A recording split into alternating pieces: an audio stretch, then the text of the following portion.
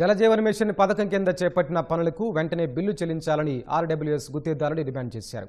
మంగళగిరిలోని పవన్ కళ్యాణ్ క్యాంపు కార్యాలయం వద్ద ధర్నా చేశారు. బిల్లులు ఆలస్యం వల్ల ఇబ్బందులు పడుతున్నామని వాపోయారు.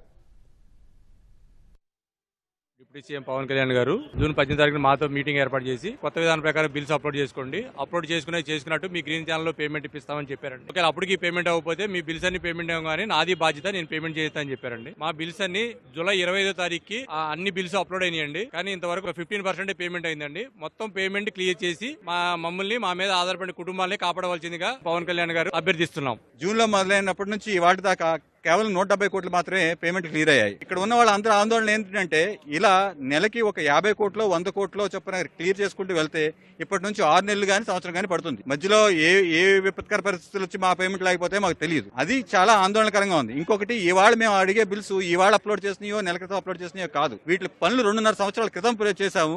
ఇవాళ మేము ఆ ప్రక్రియ టెక్నికాలిటీస్ పూర్తి చేసుకుని మాత్రమే అడుగుతున్నాం, కానీ ఇంకో విధంగా కాదు.